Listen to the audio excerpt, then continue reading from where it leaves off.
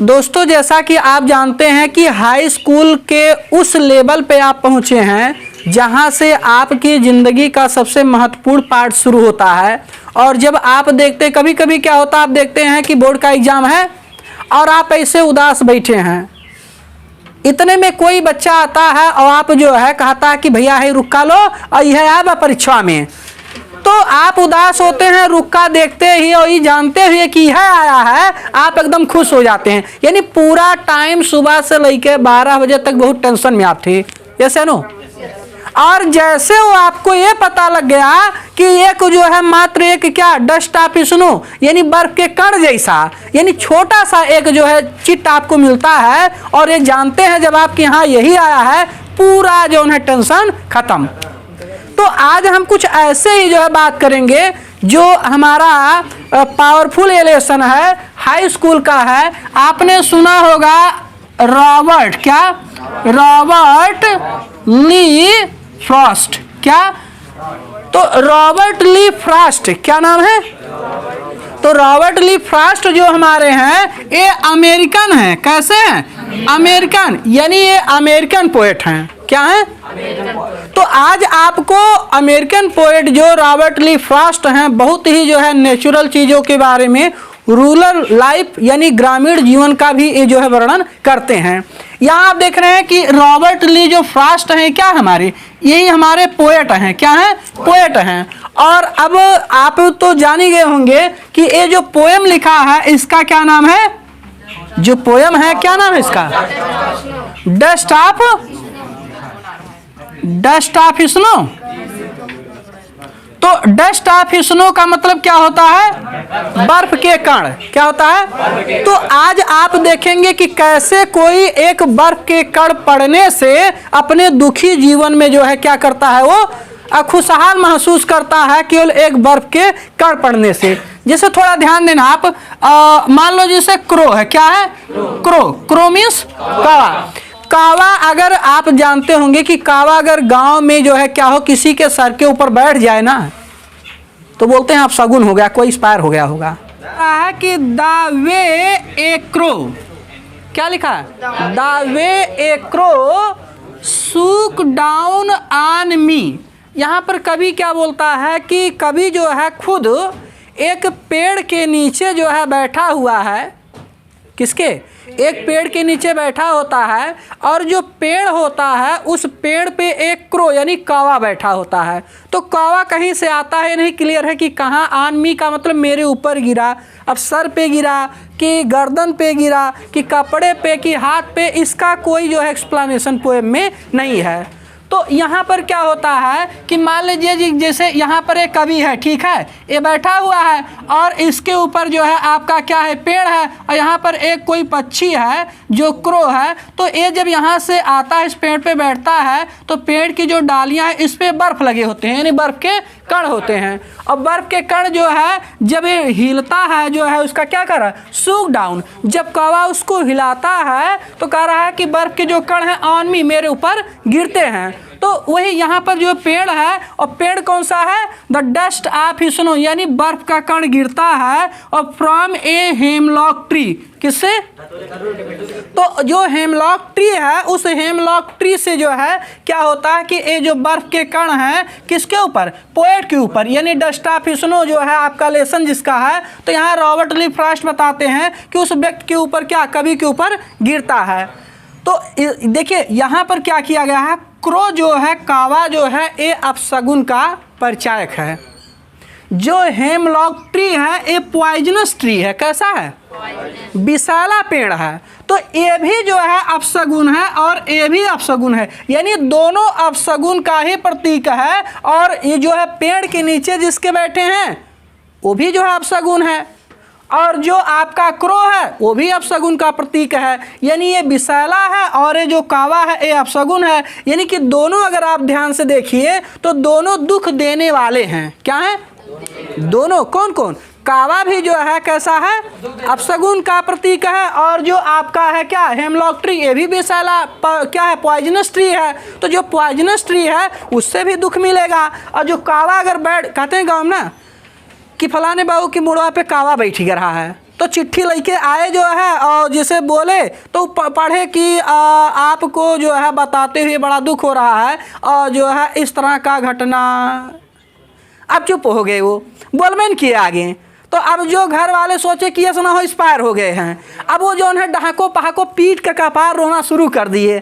अब जैसे वो रोने लगे, जब रोए कहे का भाई, तो कहे कि अरे एक्सपायर नहीं भाई मरा, और कावा बैठ गया रहा, कौआ मुड़ा बैठ गया रहा, कंधे बैठ गया था, तो उसको क्या बोलते हैं अपशगुन। क्या बोलते हैं? तो जब बोले कि कावा बैठ गया था, तब बाद में पता लगा एक ऐसा हमारे लिए सैडनेस, क्या दुख का कारण हुआ ना।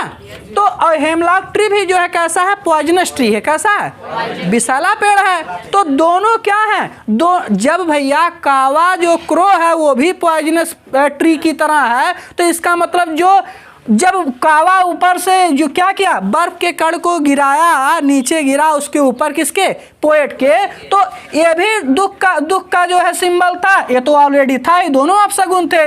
लेकिन ये बर्फ का कण गिरते ही इस जो दुखी था, जो परेशान था, जो एकदम जो है चिंतित था, उसके जीवन में अब क्या आ गया कि हैज गिवन। अब आगे क्या कर रहा कि हैज गिवन माय हार्ट, कि जैसे वो बूंद जो है किसके, जैसे बर्फ के कण उसके ऊपर गिरे, तैसे क्या हुआ कि हैज गिवन माय हार्ट, मेरा हृदय जो था ए चेंज ऑफ मूड, यानी मेरे हृदय का जो भाव था, पहले कैसा था भाव?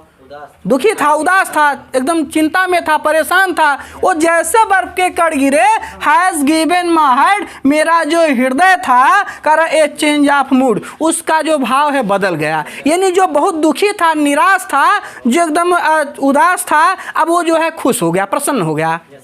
समझ रहे ना? अब यहाँ क्या करा कि and saved some part, and माने और, सेव्ड सम पार्ट। देखो सेव्ड माने बचा लिया। भाई जो लंबे सुबह से लेके जब आप बैठे थे इसे कपार पकड़ के, इतने में जो है इतना देर तो थे ही, अगर रुक्का ना मिला होता तो जब तक पेपर नहीं होता 1 घंटा और आप उदास रहते। लेकिन ये पेपर होने की 1 घंटा पहले ले वो है बे, यह आया बा बहुत एकदम फैंटास्टिक, ये मिली तो के लिख लिख। तो ये सब चीजें होती हैं, तो आप जैसे देखते तुरंत आपके चेहरे पे ग्लो आ जाता, अब मजा आ गया, अभी हम एकदम छाप देंगे, ऐसे नो। लेकिन क्या जो है पहले जो टेंशन था जितना, अब इसके बाद क्या हुआ? खुशी मिली ना। तो ये जो है क्रो और हेमलॉक ट्री के नीचे तो बैठा और ऊपर से क्रो बैठा। जैसे क्रो आया तो ये बर्फ का जो कण था, डस्ट ऑफ स्नो, इसके पड़ते ही जो है उसके ऊपर, उसमें क्या हुआ कि उसके हृदय में जो है, हृदय के भाव में क्या हो गया? परिवर्तन। क्या हुआ कि उसके हृदय में बदलाव हो गया। और क्या? And saved some part of a day, और दिन का भैया जो और समय बचा था, दिन का जो शेष भाग था, वो भी दुखी होने से वो करा कि आई हैड र्यूड, जिस आई माने मैं और हैड र्यूड माने दुखी होता, परेशान होता, शोक में होता। तो जितना देर और मैं दुखी होता, कम से कम उससे दिन का उस भाग का हमारा शेष भाग क्या हो गया? बच गया। भाई जहाँ आप 2 बजे पेपर जब होता है आपका, 2 बजे तक जहाँ दुखी होने वाले थे, वहाँ आपको 10 बजे अगर जो है उसका सॉल्व मिल गया कहीं से, अब चाहे जैसे मिला हो, तो तुरंत आप 2 घंटा जो है उदास होने से बच गए ना। तो यहाँ पर वही कह रहा है कि the way a crow shook down on me the dust of snow from a hemlock tree, करा has given my heart a change of mood and saved some part of a day I had rued. तो इस तरह इस poem में आपको समझ में आया कि यहाँ पर क्या किया गया है कि जो हमारे समाज में क्या है, अंधविश्वास हैं, उसको दूर करने की कोशिश की गई है। इसमें पोएम कैसा है? शॉर्ट और सिंपल है। पोएम कैसा है भाई? 4 लाइन का ये है, 4 लाइन के 8 ही लाइन का तो है। तो पोएम कैसा हुआ? Short and simple. लेकिन जो अगर आप इसका जो है क्या बोले, एक्सपीरियंस की बात करो, अगर इसकी मीनिंग की बात करो तो बहुत लॉन्ग और क्या डीप है। जैसे यहाँ पर क्रो माने कावा, सामान्य भाषा में है कि कावा माने पक्षी हो गया, लेकिन यहाँ इसका जो मीनिंग है वो क्या कह रहा है कि शोक का प्रतीक है, अपशगुन है। इतना बड़ा कावा के लिए बोला गया। यहाँ पर हेमलॉक ट्री क्या है? एक जैसे और ट्री है, भी ट्री है, लेकिन यहाँ पर हेमलॉक ट्री को एक नॉर्मल ट्री नहीं बोला गया। क्या? विशाला पॉइजनस ट्री है। तो यानी कि ये पॉइजनस ट्री है और ये अपशगुन है। तो इसमें बता रहा है कि भैया जैसे, और यहाँ पर बर्फ के कण जो है उसको क्या माना गया? Symbol of happiness. कि बर्फ का कण क्या हो गया, सिंबल ऑफ हैप्पीनेस। लेकिन क्रो क्या हो गया, symbol of sadness. Hemlock tree क्या हो गया, सिंबल ऑफ सैडनेस, दुख का ही कारण हुआ ना। तो ये सारे चीज हो गए। लेकिन अब जैसे बर्फ का यानी कि क्या सिंबल ऑफ जो हैप्पीनेस हमारा था कौन सा, डस्ट ऑफ स्नो, जैसे उसके ऊपर पड़ा किसके, पोएट के, क्या हुआ कि हैज गिवन माय हार्ट, मेरा जो हृदय था, कह रहा कि ए चेंज ऑफ मूड, उसका भाव बदल गया। यानी जो पहले दुखी था, उदास था, जो चिंतित था, अब वो प्रसन्नता की अवस्था में आ गया, खुश हो गया, जो है जैसे वो पड़ा उसका भाव बदल गया। And saved some part of a day, और दिन का जो और हिस्सा जिसमें वो दुखी रहता अब वो बच गया दुखी होने से, अर्थात अभी से ही वह अब प्रसन्न होने लगा। फिर कह रहा कि आई हैड र्यूड, जिसमें वह क्या होता भाई, जो उसका समय बच गया जो है दुखी होने से, कह रहा आई हैड र्यूड, जिसमें वह दुखी रहा होता तो अब वो समय उसका क्या हुआ, बच गया। तो इस तरह से एक पोएम हमारा कौन सा है, डस्ट ऑफ स्नो। तो अगर वीडियो दोस्तों पसंद आ रहा होगा, आप इसको देख रहे हैं और अगर सीखने में आपको मज़ा आया होगा, तब भी आपको बोलते हैं कि आप सब्सक्राइब करिएगा।